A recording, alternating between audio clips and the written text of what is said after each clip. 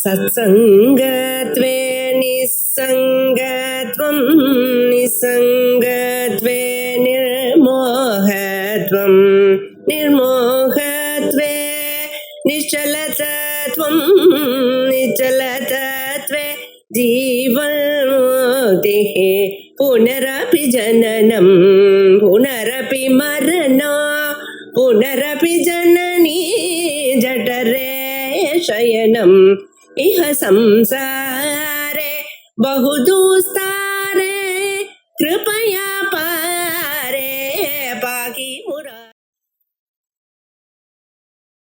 तद्वत् आत्मा विकल्पितः। आत्मा पर अनेक प्रकार की विकल्पना की गई है। व्यक्तिगत रूप से तो हमने विकल्पना करके रखी ही है। मैं देह हूँ, मैं मन हूँ, इंद्रिय हूँ। लेकिन जो दर्शन शास्त्री जिसको हम कहते हैं, वो भी अनेक प्रकार से आत्मा पर कल्पना करके रखा है। गुणा इति गुणविदः। सांख्यवादी ये गुण का अध्यारोप करते हैं। तत्वानि इति च तद्विदः। आत्मा अविद्या शिव इति संक्षेपः त्रीणि तत्वानि। शैव आगम जिसको हम कहते हैं। सर्वजगत प्रवर्तिकानि इति शैवाः मन्यन्ते तदपि कल्पना मात्रम्। शैव आगम में कहते हैं आत्मा, अविद्या और शिव ये तीन तत्व हैं। ये शैव आगम में भी अनेक प्रकार है, आप समझ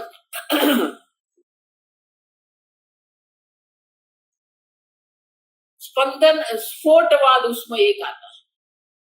ये जो है ना बिग बैंग कहते हैं, स्फोटवाद। दूसरा स्पंदन तत्व है। ये काश्मीर भी देखो, कश्यप ऋषि का जो क्षेत्र है वो काश्मीर है। और माता का भी देखो नवरात्रि चल रही है, काश्मीरा पूर्ववासी। ये अन्नपूर्णा माता है, वो कहाँ की है? काश्मीरा पूर्ववासी।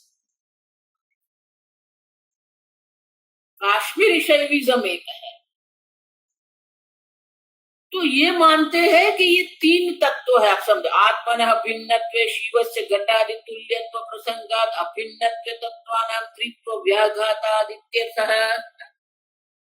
अगर आत्मनः भिन्नत्वे शिवस्य, आत्मा और शिव, जीव और शिव अलग है, भिन्न है, वो ऐसा मानते हैं कि तीन तत्व है। एक अविद्या है, एक आत्मा है और तीसरा शिव तत्व। लेकिन अगर हम कल्पना क्यों कहते हैं?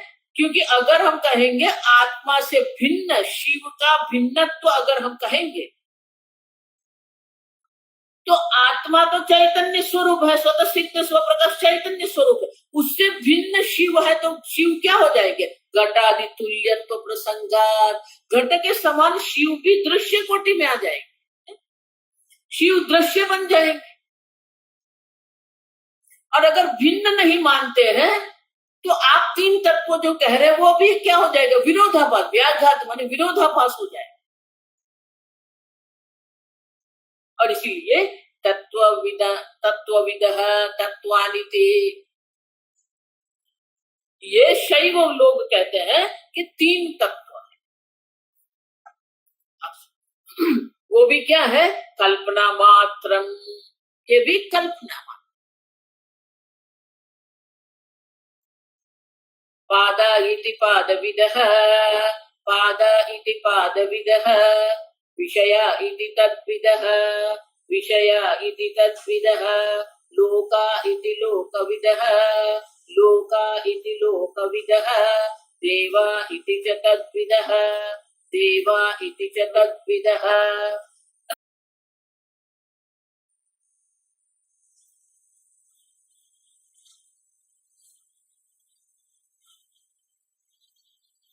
पादाः इति पादविदः। जो आत्मा के पाद को जानने वाले जो है वो कहते हैं ये आत्मा क्या है? एकस्य आत्मनः विश्वादयः पादाः सर्वव्यवहार हेतवः भवन्ति इति अपि। आत्मा को चार पाद वाला वो मानते हैं। देखो हम कहते हैं ये कल्पना है, आप समझ, उनके लिए विश्व तेजस प्राज्ञ ये सब सत्य है। आत्मा के वो चार पाद मानते हैं, वो ऐसा कह रहे हैं पादा इति पाद विदः। क्यों? क्यों? जब तक ये आत्मा पाद नहीं होगे, विश्व तेजस प्राज्ञ नहीं होगा, तब तक सर्व व्यवहार हेतवः भवन्ति आत्मा, तब तक ये आत्मा व्यवहार योग्य नहीं बनेगा। और इसीलिए आत्मा में व्यवहार योग्य, देखो लोगों की ये सोच है, पूर्व काल में भी यही सोच थी, आज भी वही सोच है। आप समझना ठीक से। वो लोग ऐसा मानते हैं जो हमारे अनुभव में आता है वो सत्य होता है। वो लोग ऐसा मानते हैं जो व्यवहार योग्य होता है वो सत्य होता है। तो आत्मा में व्यवहार योग्यता किसके कारण आई? ये चार पाद के कारण, विश्व तेजस प्राज्ञ के कारण ये आत्मा व्यवहार योग्य बन गया। और इसलिए आत्मा के ये चार पाद जो है वो सत्य है। लेकिन हम क्या कहते हैं? कल्प भवति इति अपि कल्पना मात्रम, ये भी कल्पना है। आत्मा पर विश्व तेजस प्राज्ञ की कल्पना की गई है, अध्यारोप किया गया। आगम प्रकरण में हमने देखा। क्यों? निरंशस्य आत्मनः अंश भेदानुपपत्त्या पादानुपपत्तेः इति। आत्मा निरंश है, अखंड है, अखंड एक चैतन्य स्वरूप है। देखो वैतथ्य प्रकरण मानी तर्क है, तो ऐसे ही नहीं बोल देने का ये जो बोल रहे हैं वो कल्पना है। कल्पना के पीछे हम कारण देते हैं। आत्मा के पाद क्यों नहीं होते हैं?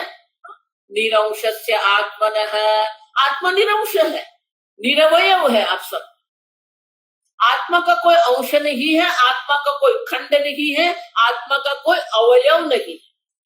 अब आत्मा का अवयव ही नहीं है तो आप चार पाद बनाएंगे कैसे?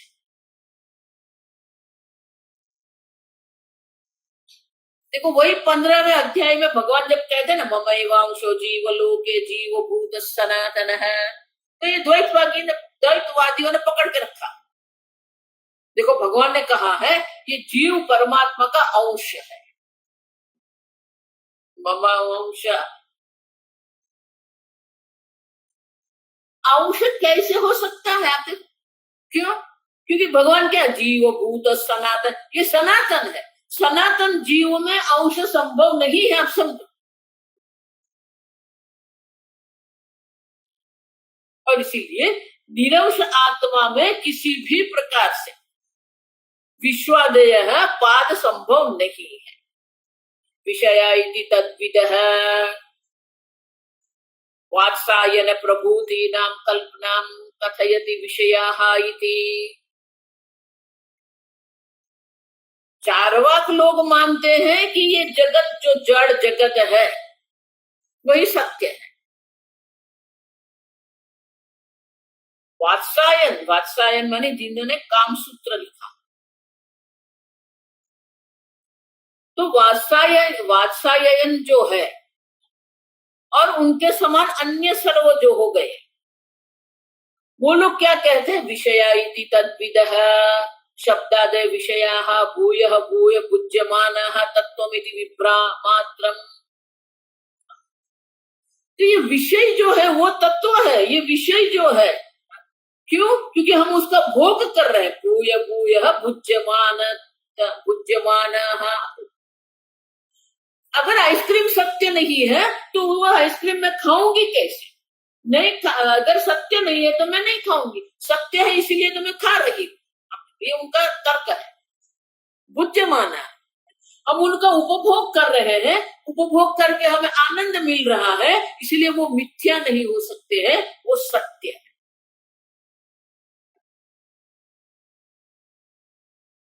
ये संपूर्ण जगत जो है भोग्य है, भोग्य होने के कारण वो असत्य नहीं, मिथ्या नहीं है, वो सत्य है।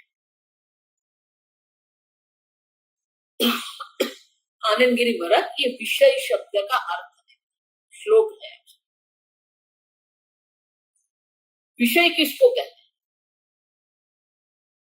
विषय की एक व्याख्या है, विषिनोति बध्नाति विना रज्जु इति विषय। जो तुम्हारे मन को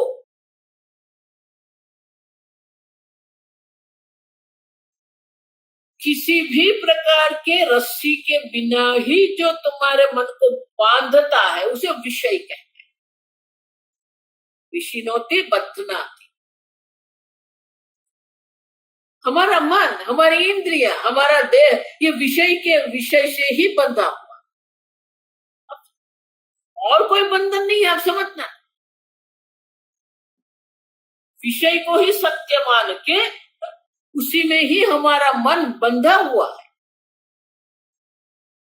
आनंद गिरी महाराज ये दूसरा अर्थ देते हैं विषय।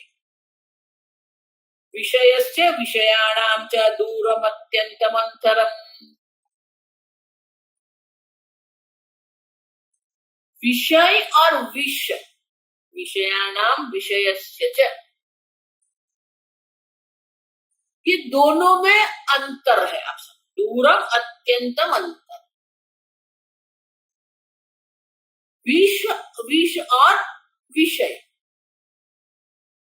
बोले दोनों में बहुत अंतर है, दोनों नुकसान करने वाले हैं, लेकिन दोनों में बहुत बड़ा अंतर है। तो बोले क्या अंतर है? उपभोक्तम विषम हंति, विष को जब तक आप भोगेंगे नहीं तब तक वो आपका हनन नहीं कर सकता है। लेकिन विषय तो स्मरणादपि विषयः, स्मरण मात्र से ही विषय आपको आपका हनन करता है, आपको मार देता है। विष को तो उपभोग करना तब वो मारे, विषय तो स्मरण मात्र से ही आपको बंधन में डाल।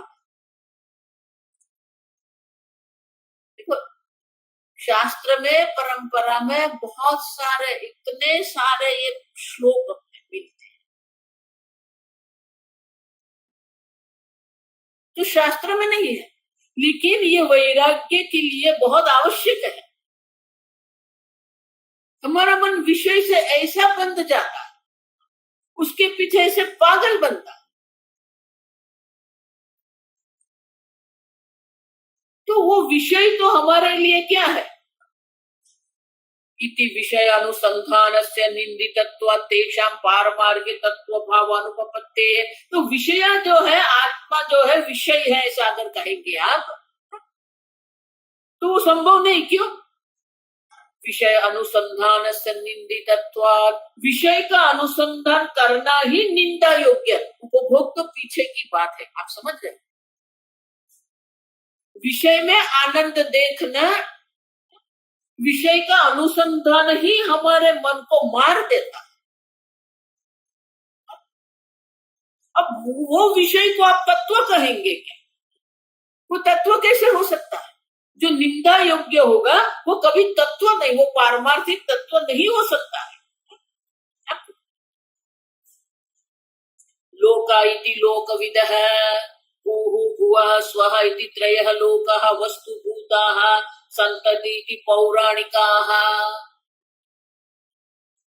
ये पौराणिक लोग जो है ये लोक को सत्य मानते हैं। स्वर्ग लोक है, वैकुंठ लोक है, अक्षरधाम है, शिव धाम है, कितने लोक बना के रखे हैं। लेकिन लोक शब्द का ही अर्थ क्या है?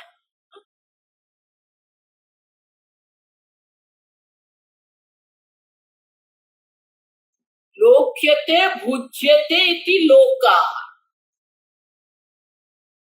ये लुक धातु से बना। गच्छन्ति जिस प्रकार से गम धातु से बनता है, उसी प्रकार से ये लोक्यते, जो लोक जो है वो लुक था। देखो अंग्रेजी में भी शब्द है look, I look at the book. वो संस्कृत धातु है लुक, उससे बनता है लोक। जो हमारे इंद्रियों का विषय है उसे लोक कहते हैं। लोक कहते हैं भुज्यते इति लोका।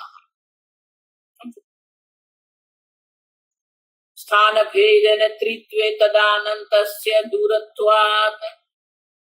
तीन स्थान बताते हैं, ये तीन लोक है, वो भुव स्वः। तो दोनों तीनों एक दूसरे को क्या करेंगे, मर्यादित करेंगे, वो अनंत नहीं रहेंगे। स्वर्ग लोक अनंत नहीं है, क्योंकि भूलोक से स्वर्गलोक अन्य है। स्वातंत्रस्य च सिद्धत्वात्, उतना ही नहीं कि लोक जो है स्वतंत्र रूप से सिद्ध नहीं है, आप उनका अनुभव कर रहे हैं, इसलिए ये लोक है। और इसीलिए ये लोक तत्व नहीं हो सकते हैं, वो आत्मा पर विकल्पना मात्र है। देवाहा इति तद्विदः।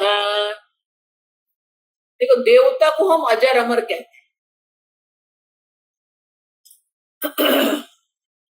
अग्न्यादयः देवाः तत्फलदातारः न ईश्वरः तथा इति देवता कांडीयः तदपि कल्पना मात्रम। ये देवता लोक भी तत्व नहीं है, न ईश्वरः। आप समझो, भले वो हमारे कर्म फल का दाता है। आप इंद्र को आहुति देते हैं, इंद्र आपको कर्म फल देगा। आप वायु को आहुति देते हैं, सूर्य नारायण को आहुति देते हैं, नवग्रह को आहुति देते हैं, नवग्रह आपको कर्मफल देते हैं। तत्त फलदाता है, लेकिन उनकी मर्यादा है। इंद्र सब प्रकार के फल आपको नहीं दे सकते। तत्त फल मानी अपने अपने सामर्थ्य के अनुरूप वो आपको फल देते हैं, मानी वो पूर्णतः समर्थ नहीं है। न ईश्वर है, ईश्वर जो है वो सर्वशक्ति है। उतना ही नहीं, अस्मदादि, ये देवता कौन है आप समझो। देवता की पूजा हम करते हैं, देव पूजन हम करते हैं, उनके आशीर्वाद से हमारा जीवन है, हम मानते हैं। सूर्य, चंद्र, अग्नि, वायु, ये सर्व देवता जो है वो हमारे जीवन को शक्य बना रहे हैं। उनका अपना सामर्थ्य है, अग्नि का सामर्थ्य है, वायु का सामर्थ्य है, वो हमारे जीवन को शक्य बनाते हैं। लेकिन उनका अर्थ ये नहीं हो गया कि वो तत्व है, तात्विक है। देवताओं की अपनी मर्यादा। उतना ही नहीं, शास्त्र कहते हैं ये देवता कौन है।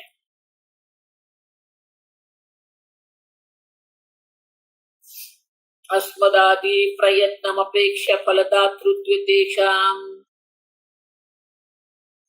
आप जिस प्रकार की आहुति देते हैं, जिस प्रकार का प्रयत्न करते हैं, जिस प्रकार के यज्ञ करेंगे, उनके अनुरूप ही वो कर्म फल देते हैं,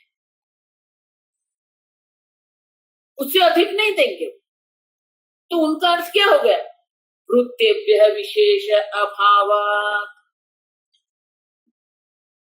तो वो तो वृत्य माने सेवक, वो सेवक से अधिक नहीं है। आप समझो, सेवक भी क्या करता है, हम जितना कहेंगे उतना करेंगे वो।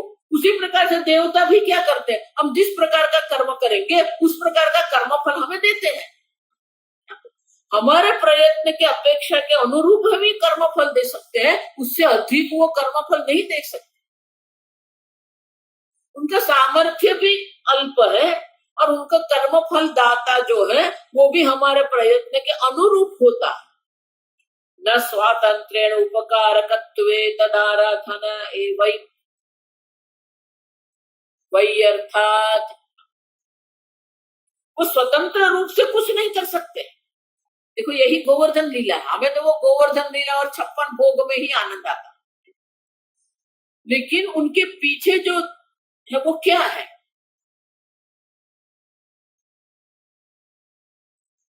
गोकुलवासी इंद्र की पूजा करते। बाल कृष्ण ने कहा इंद्र की पूजा करने की आवश्यकता नहीं है। वर्षा का देवता इंद्र है आप सब। तो वर्षा ये इंद्रिय का कर्तव्य है। आप पूजा करेंगे तभी वर्षा होगी ऐसा नहीं है। प्रत्येक देवता के अपने अपने कर्तव्य है, वो अपने कर्तव्य की मर्यादा में रहते हैं। सूर्य अपनी मर्यादा में है, चंद्र अपनी मर्यादा में है, अग्नि अपनी मर्यादा। वो स्वतंत्र नहीं है, वो मर्यादित है और अपने अपने मर्यादा में रहकर अपने अपने कर्तव्य कर्म करना है। बीशास्माद् पवते बीशोदेति सूर्य है, बीशादिन्द्रश्चग्निश्च। अब देखो वो सब देवता है, सूर्य है, चंद्र है, इंद्र है, अग्नि है। तो ये सब देवता जो है, ये देवता का कर्तव्य है। संपूर्ण जगत को प्रकाशित करना, संपूर्ण जगत को उष्णता प्रदान करना, ये सूर्य का कर्तव्य है, अग्नि का कर्तव्य है। इस प्रकार से इंद्र का भी कर्तव्य है, वो कर्तव्य से च्युत नहीं हो सकते। और इसलिए बाल कृष्ण ने कहा कि वर्षा तो इंद्र का कर्तव्य है, उसमें उनकी पूजा करने की आवश्यकता है ही नहीं।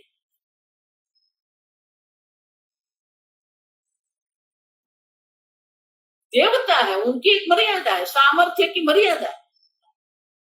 और इसीलिए बोले कि ये बाबा, ये गोवर्धन पर्वत जो है, जो हमें ये फल फूल देते हैं, हमारी गैया के लिए घास देते हैं, तो हम गोवर्धन की पूजा करें।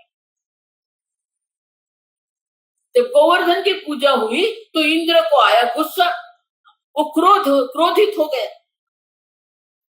क्रोधित होकर उसने क्या किया, अतिवृष्टि कर दी। अब अतिवृष्टि जो हुई तो इंद्र ने सोचा कि मैं अतिवृष्टि कर दूंगा, सब भयभीत हो जाएंगे, पुनः मेरी पूजा आरंभ कर। भगवान ने गोवर्धन धारण करके, गोवर्धन पर्वत सबकी रक्षा, 7 दिन तक रात दिन अब बारिश होती रही, वर्षा होती रही, लेकिन सबकी रक्षा हो गई। वो इंद्र भी थक गए।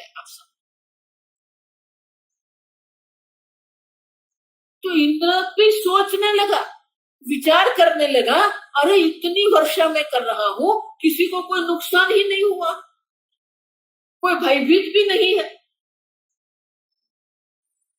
तब उसकी समझ में आया कि ये जो बाल कृष्ण है वो बालक नहीं है, वो संपूर्ण विश्व का ईश्वर है। तो इंद्र ईश्वर की शरण में, और इसीलिए जिस प्रकार की हम आराधना करते हैं उनके अनुरूप ही वो कर्मफल दे सकते हैं, उससे अधिक कर्मफल देने का सामर्थ्य इंद्रादि देवताओं में नहीं। तद्भक्तानामपि विप्रतिपत्ति दर्शनात् तत्प्रसादस्य अकिंचित करत्वादिति।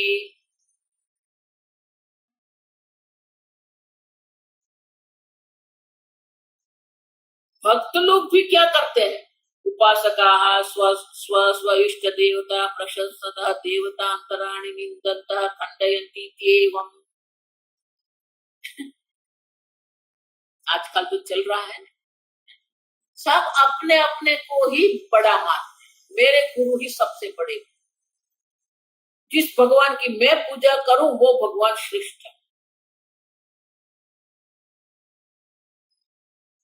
उनका अर्थ क्या हुआ, एक देवता दूसरे देवता को मर्यादित करते हैं, तो ये तो अल्पता होगी। जो अल्प होता है वो तत्व नहीं हो सकता है।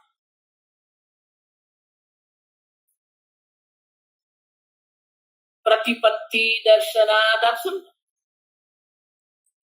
अपने देवता की प्रशंसा करते हैं और अन्य देवता का खंडन वो करते हैं। इत्येव विवाद प्रशमने अपि असमर्थस्य, ये विवाद चलता ही रहता है। आप समझो, और इसीलिए ये देवता लोग जो है वो भी तत्व नहीं है, वो कल्पना मात्र।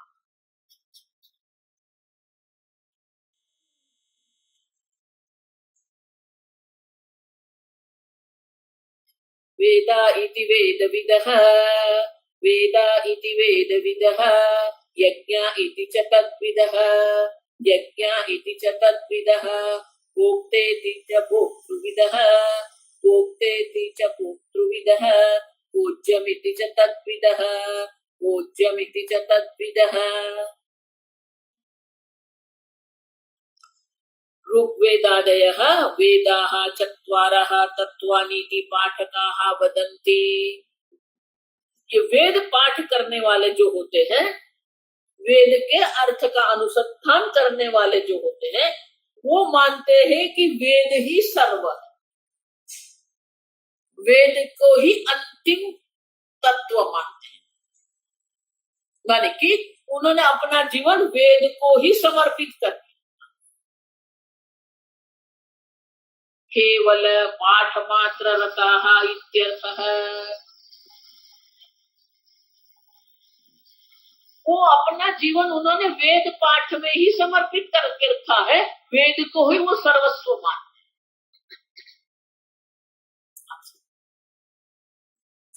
देखो बात यही है, आपने आपका जीवन किसको समर्पित किया? तत्वों को समर्पित किया है, विषयों को समर्पित किया है, देवताओं को समर्पित किया है, वेद को समर्पित किया, उसी को अंतिम सत्य मान के उसी को ही हम जीवन समर्पित कर देते।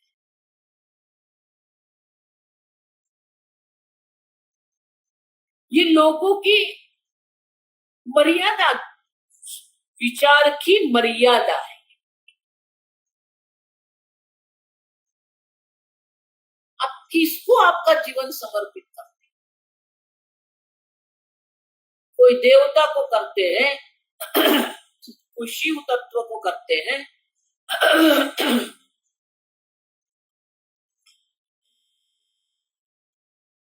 शीतकाल आरंभ हो गया, क्या बता रहा है? शीतकाल का आरंभ हो गया।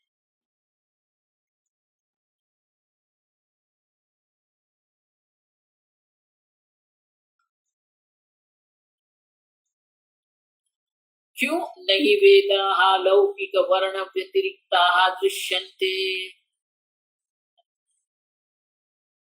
क्योंकि वेद भी क्या है? लौकिक वर्ण व्यतिरिक्ताः न दृश्यन्ते, शब्द राशि मात्र। वेद भी शब्द राशि है, आप समझो। वो शब्द मात्र से ही वो तत्व नहीं बन जाते। वेद को भी प्रमाण हम मानते हैं, वेद प्रमाण है, लेकिन वो तत्व नहीं, वो तात्विक नहीं है। आप समझो। क्रमवतामेव वर्णानां वेद शब्दवाच्यत्वात् अंगीकारात्।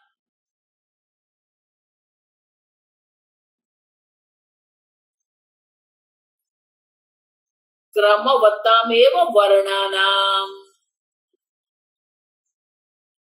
कल्प कल्पांतरेषु अपि पूर्व पूर्व कल्पस्य क्रमवताम् इत्यर्थः। वेद की भी उत्पत्ति होती है।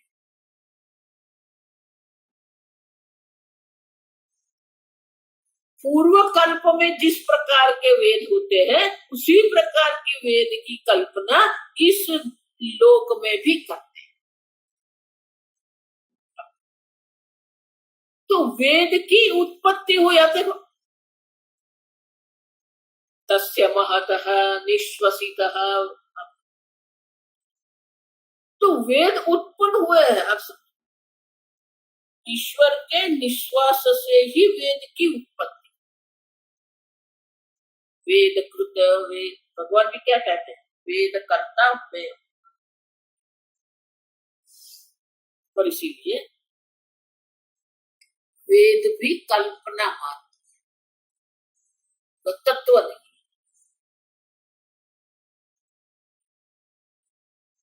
वेद को जो मानते हैं उससे अलग अन्य है, वो क्या मानते हैं? यज्ञाः इति तद्विदः।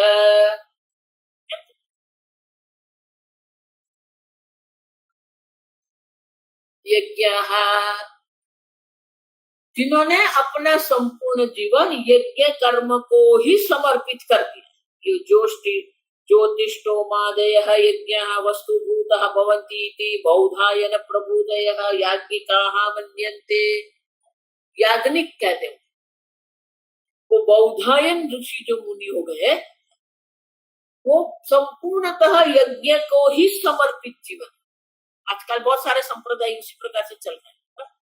उनका काम एक ही, ये यज्ञ करो, वो यज्ञ करो। यज्ञ आपका जीवन नहीं है। यज्ञ जो है वो तो कर्म है, कर्म जड़ है, आप समझो। यज्ञ व्याख्या समद्रव्यम देवता त्यागिति। यज्ञ की व्याख्या क्या है? देवता उद्देश्य द्रव्य त्याग यज्ञ है। आप तो देवताओं का इति एकैकस्मिन् यज्ञ विज्ञान अभावात् समुदायस्य वस्तुत्वादित्याः यज्ञाः इति।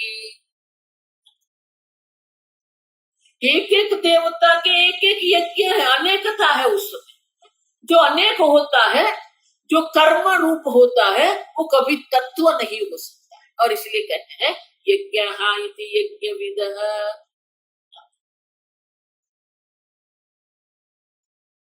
भोक्ता इति च भोक्तृविदः।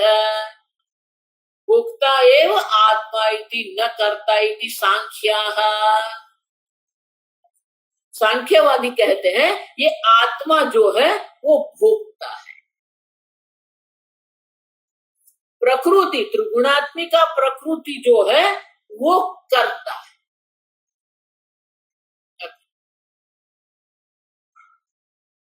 लेकिन सत्य तो क्या है? जो करता है वही भोक्ता बन सकता है। मैंने कोई कर्म किया ही नहीं है तो मुझे कर्म फल का भोक्ता कैसे कह सकते हो?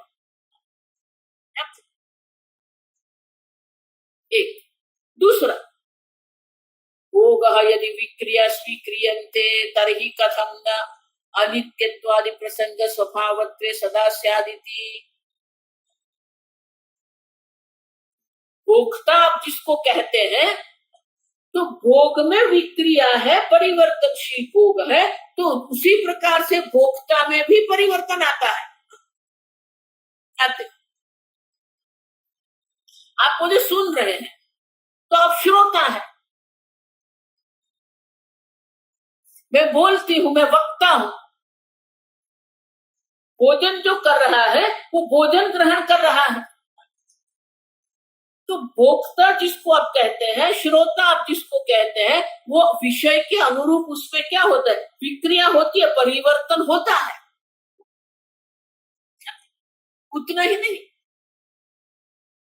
भोजन अगर एक लेंगे भोजन, तो जिस प्रकार का भोजन होगा उस प्रकार का भोक्ता होगा।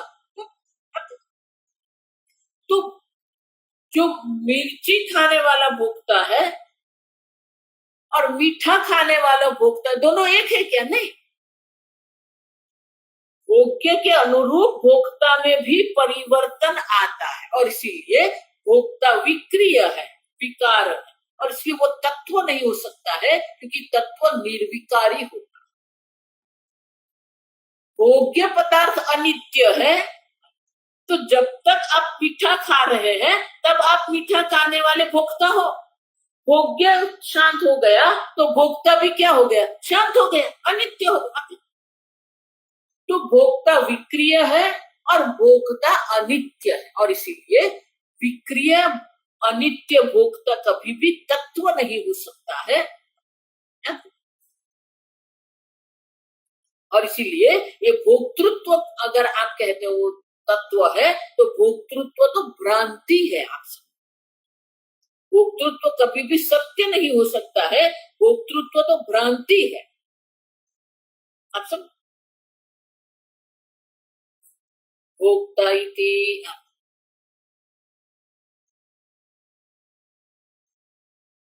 भोज्यमिति तद्विदः।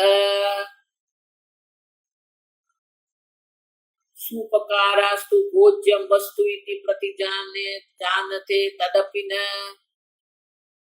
सुपकाराः। देखो हम अंग्रेजी में कहते हैं मैंने सूप पिया। प्रवाही जो होता है भोजन उसे सूप कहते हैं। वो मानते हमने बनाया, सब यहाँ से ही हुआ।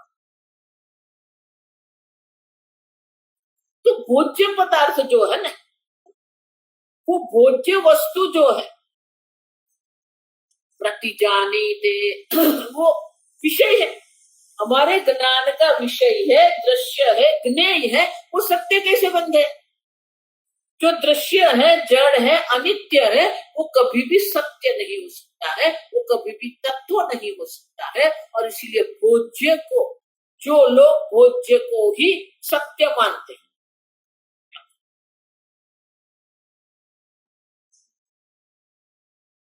तदपि क्यों मधुरादि सव्यंजनादेः तदेव अन्यथा तत्व दर्शनात् एक रूप्य असंभवात् इति। ये भोज्य पदार्थ भी अनेक है, तत्व एक होता है, तत्व में अनेकता नहीं होती है। तत्व कभी दृश्य नहीं हो सकता है, लेकिन ये भोज्य पदार्थ जो है, भोजन जिसको हम कहेंगे, तो भोजन में भी क्या है? मधुरादि रस। शब्द कहेंगे तो शब्द में भी अनेकता है। जिस प्रकार के संगीत के अनेक स्वर होते हैं, उसी प्रकार के शब्द में भी अनेकता है।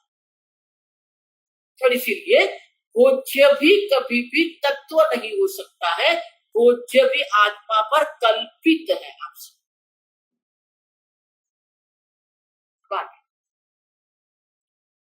सूक्ष्म इति सूक्ष्मविदः, सूक्ष्म इति सूक्ष्मविदः, स्थूल इति तद्विदः, स्थूल इति च तद्विदः, मूर्त इति मूर्तविदः, मूर्त इति मूर्तविदः, अमूर्त इति च तद्विदः, अमूर्त इति च तद्विदः। सूक्ष्म इति सूक्ष्मविदः।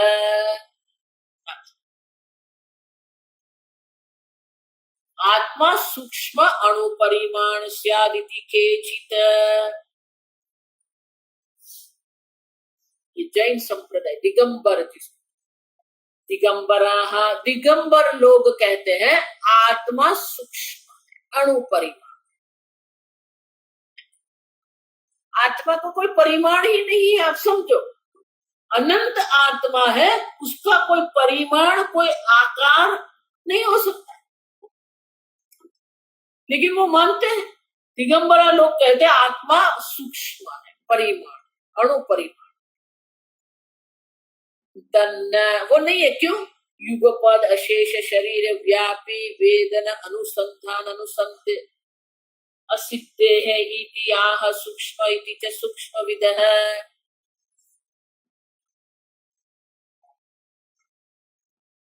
वो लोग मानते हैं जिस प्रकार से ये शरीर है, शरीर के परिमाण, परिमाण माने उनके माप जो कहते हैं, तो शरीर परिमाण ये आत्मा है। ये मनुष्य शरीर है तो आत्मा मनुष्य शरीर के रूप। हाथी में है आत्मा तो वो हाथी के रूप में, चींटी में आत्मा है वो चींटी के रूप में।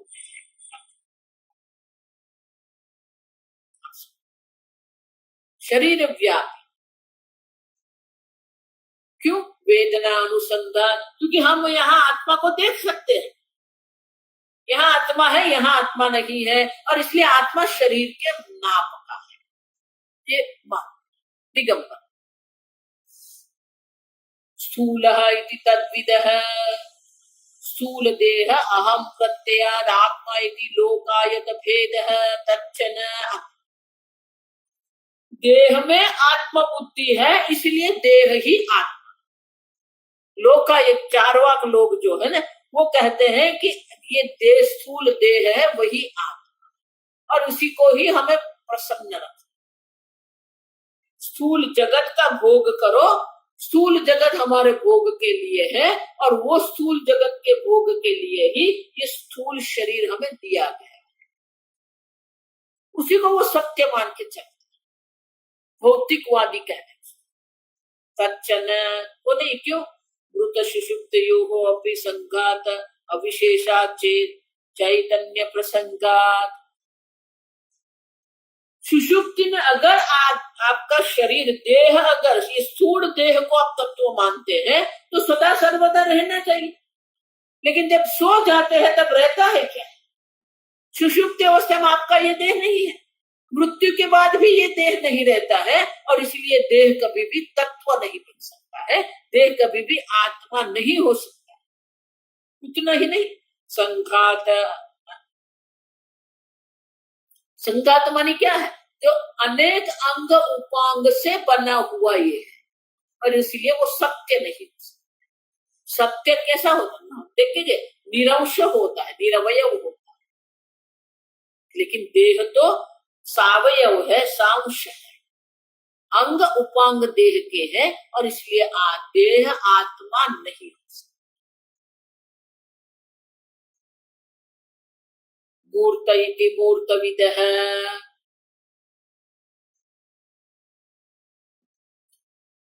कई लोग की बुद्धि ये मूर्ति में ही समर्पित है। मूर्तः त्रिशूलादिधारी महेश्वर चक्रादिधारी वा परमार्थ भवति इति आगमिकाः। ये आगम शास्त्र वाले जो है वो मूर्ति पूजा में ही समर्पित है।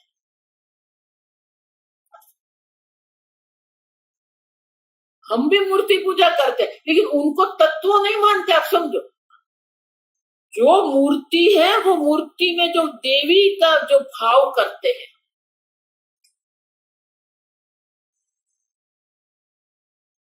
देखो इसलिए मैं तर्क एक ही देती हूँ, ठीक से।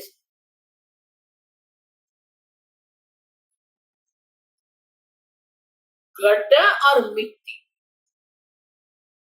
ठीक से। घट मिट्टी है क्योंकि घड़े की मिट्टी से भिन्न कोई सत्ता नहीं। लेकिन अगर मैं कहूं घट मिट्टी है, मिट्टी घट मात्र है, वाक्य सुनना ठीक से, तो मिट्टी घट मात्र नहीं है। मिट्टी तो और बहुत कुछ, गमला भी बन सकता है, मिट्टी से गमला भी बनेगा, मिट्टी से तवा भी बनेगा। तो मिट्टी घट मात्र नहीं है, बहुत कुछ बन सकती है मिट्टी। उसी प्रकार से जो तत्व है, शिव तत्व है, लेकिन तत्व शिव मात्र नहीं है। तत्व नारायण है, लेकिन नारायण मात्र तत्व नहीं है। आप समझो, अगर तत्व को आप एक मूर्ति में ही रख देंगे, देखो यही तो झगड़ा चलता है ना, शैव है, वैष्णव है, दैव है, गाणपत्य है, वो सब क्या करते हैं? अपने अपने देवता को श्रेष्ठ मानते हैं, अन्य देवता की वो निंदा करते हैं।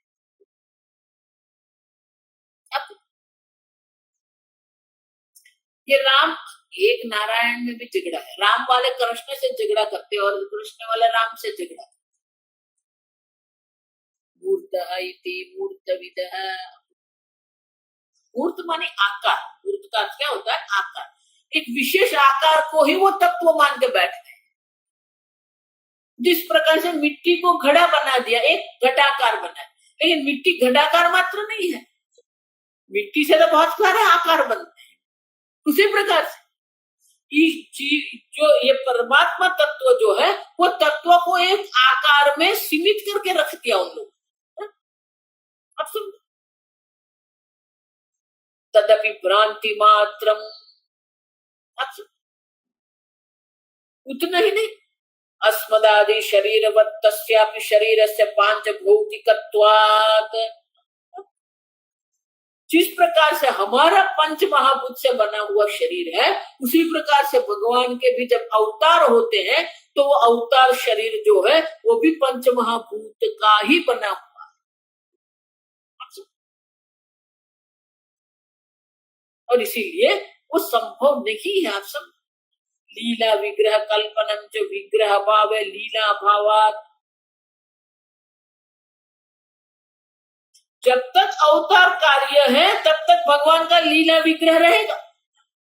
जब अवतार कार्य समाप्त हो जाता है तो भगवान का लीला विग्रह भी क्या होता है, समाप्त हो जाता है। तो वह नित्य है। अवतार काल में वो विग्रह है, अवतार काल से भिन्न वो विग्रह नहीं है। अमूर्त है इति तद्विदः। बोले ठीक है, मूर्त नहीं तो अमूर्त है। अमूर्त सर्वाकार शून्य है विश्वभाव परमार्थ इति शून्यवादिनः। अमूर्त माने शून्यवादी, जो बौद्ध संप्रदाय में एक है। अमूर्त माने है ही नहीं, शून्य है। लेकिन आप अगर कहेंगे कि शून्य ही तत्व है, अमूर्त है, वो भी संभव नहीं है। क्यों? क्योंकि कभी भी आपको अपना अनुभव ऐसा होता है मैं शून्य हूं, आत्मा को शून्य बता दें तो आत्मा शून्य है क्या? नहीं। कभी भी आप किसी को ऐसा अनुभव होता है मैं शून्य हूं। अपने अभाव का अनुभव किसी को भी होता नहीं, ज्ञानी हो या अज्ञानी हो, किसी को अपने अभाव का अनुभव नहीं। लेकिन शून्यवादी कहते हैं आत्मा शून्य, तदपि कल्पना मात्रम। क्यों? पारमार्थिक तत्व जो है वो सत्य है, उनका शून्यत्व, उनका अभाव की कोई संभावना नहीं। और इसीलिए ये जो अमूर्त वाले जो है वो भी कल्पना मात्र। 24 काल इति कालविदः, काल इति कालविदः, दिश इति च तद्विदः, दिश इति च तद्विदः, वादा इति वादविदः, वादा इति वादविदः, भुवनानि इति तद्विदः, भुवनानि इति तद्विदः। काल इति कालविदः, कालः परमार्थ इति ज्योतिर्विदः। कालविद जो है, ज्योतिर्विद है, वो मानते हैं काल ही सर्व, काल को ही अंतिम सत्य वो मानते हैं। लेकिन वो भी नहीं हो सकते। क्यों?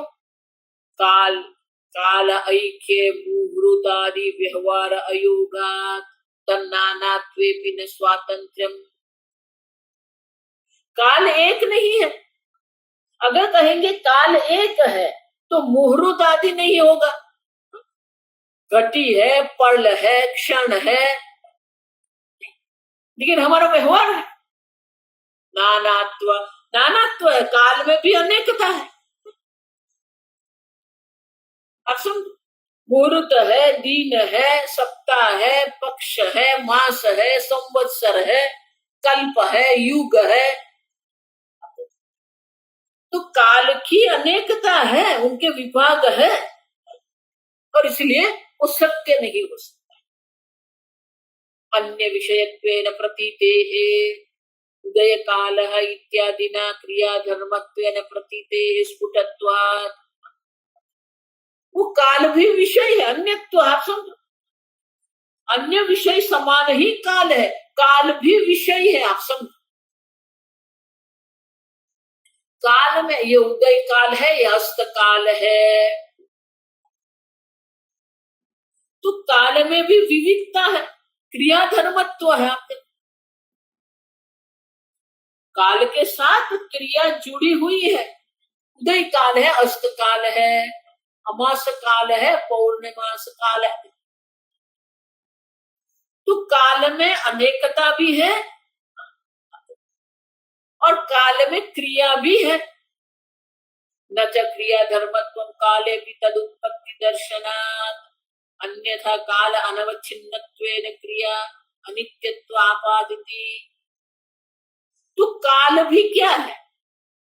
प्रत्येक क्षण काल है। आप वो क्षण मिलके ही मुहूर्त बनता है, वो मुहूर्त से ही दिन बनता है। तो विभाजित है। अर्थ क्या है? काल अनेक विभाग में विभाजित हुआ है, अनवच्छिन्न नहीं है, विच्छिन्न है। विभाजित, विच्छिन्न माने विभाजित। वो जो विच्छिन्न, जो विभाजित काल है, उनके अनुरूप ही हम क्रिया करते हैं। तो हमारी क्रिया का आधार तो ये काल की अनेकता, नानात्व, विभाजन जो है वो है, और इसलिए काल भी सत्य नहीं हो सकता। दिशः इति तद्विदः,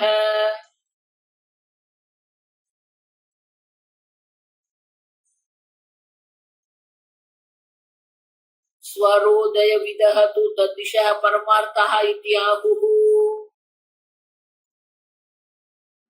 देखो ये एक एक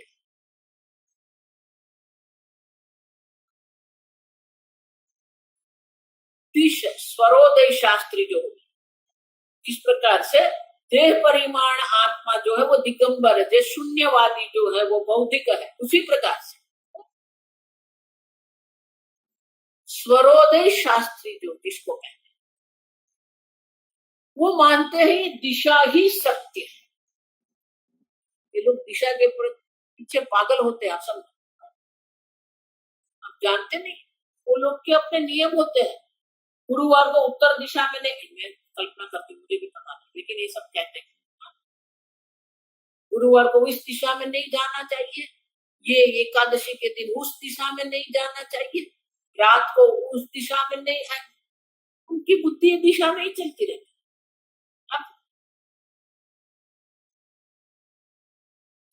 स्वरोदय विदः तु दिशः परमादित्य तदपि भ्रांति मात्रम तद्विदमपि पराजय दर्शनादित्यः। तो दिशा को ही, अब देखो, दिक्षु कनानि दृष्ट्वा विजयार्थम गतानामिति, इस दिशा में जाएंगे तो विजय की प्राप्ति होगी, इस दिशा में जाएंगे तो पराजय होगा। तो वो दिशा में ही जय पराजय देख रहे हैं, आप समझो। दिक भी अनेक है, आप देखो, अष्ट दिक देवता है, अनेकता है। जहां अनेकता होता है, वो अनेकता जहां है वो कभी भी सत्य नहीं, तत्व नहीं होता। और इसीलिए ये जो दिक चिंतन करने वाले जो स्वरोदय शास्त्री जो है, वो कहते हैं कि दिशा ही सब है, लेकिन दिशा सब नहीं है, कि दिशा में अनेकता है। वादाः इति वादविदः, वादः माने धातुवादः, मंत्रवादः च इत्यादयः वादाः, अनेक प्रकार के वाद है। धातुवाद है, उनका चिंतन ये धातु पर ही चलता है। शरीर में सप्त धातु है, ये बाहर की धातु है, अब बुद्धि उनकी उसी में समर्पित है, उसी को भी सत्य मान के चलते हैं। मंत्रवाद है, अनेक प्रकार के वाद। कई लोग हैं वो मंत्र पर, मंत्र में ही समर्पित है। मंत्रवादी, तंत्रवादी, धातुवादी, सबके अपने अपने वाद है, और अपने अपने वाद को ही वो सत्य मान के चलते हैं। वादाः वस्तुभूता भवन्ति केचित् तदपि कल्पना मात्रम। क्यों? क्योंकि धातु, अगर धातुवाद आप कहेंगे तो ताम्रदादि स्वभाव स्थिते नष्टे च कनकादि स्वभाव असंभवात्।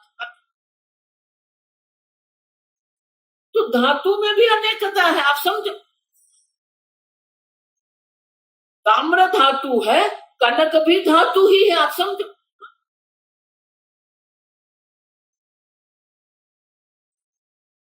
ताम्र का नाश आप करेंगे तो वो कनक तो है, कनक का नाश करेंगे। वो एक धातु से दूसरी धातु बनाते हैं, आप समझ। विशेष प्रकार के वो वनस्पति रस का प्रयोजन करके उनका प्रयोग करते हैं। कि एक धातु से दूसरी धातुओं बनाते हैं। ये ताम्र स्वभाव है, ताम्र धातु है, उनका अपना एक स्वभाव है। उनमें विशेष प्रकार के वनस्पति रस डालते हैं तो उनका स्वभाव जो क्या हो जाता है, नष्टे स्थित नष्टे च कनकादि स्वभाव, उससे ताम्र से वो कनक बनाते हैं। तो ताम्र धातु का जो स्वभाव वो नष्ट हो गया, अब कनक धातु का स्वभाव आ गया। मानी धातु कैसी है, विकारी है, अनेक है, विकारी है, और इसलिए वो पारमार्थिक तत्व नहीं हो सकता। मंत्र भी क्या है, मंत्रवादेपि कालद्रष्टः न जीवति अकालद्रष्टः स्वयमेव उत्थितस्य अस्ति इति अभ्युपगमात् व्यामोह मात्रमिति। देखो बहुत सारे लोग हैं ये मंत्र के पीछे पड़े, ये मंत्र है, वो मंत्र है, ये मंत्र करो, वो मंत्र करो, है? उसकी बुद्धि मंत्र में ही पड़ी रहती है।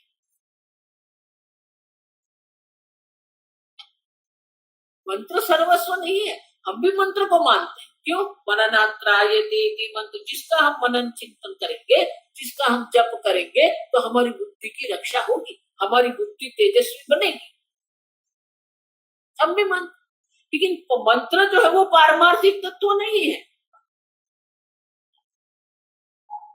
लेकिन उनके लिए मंत्र ही सर्वस्व है। वो मंत्र में ही अपना जीवन समर्पित करके रखते हैं, वो मंत्र को ही पारमार्थिक तत्व मानते हैं, और इसलिए हमें कहना पड़ता है मंत्र भी पारमार्थिक नहीं, मंत्र भी तत्व नहीं है, क्योंकि मंत्र में अनेकता है, काल की मर्यादा है, वस्तु की मर्यादा, और इसीलिए मंत्र भी संपूर्ण जगत माने कि मंत्र तत्व नहीं। आगे ओम असतो मा सद्गमय तमसो मा ज्योतिर्गमय मृत्योर्मा अमृतंगमय। ओम पूर्णमदः पूर्णमिदं पूर्णात् पूर्णमुदच्यते पूर्णस्य पूर्णमादाय पूर्णमेवावशिष्यते। ओम शांति शांति शांति। हरि ओम। श्री गुरुभ्यो नमः। हरि ओम।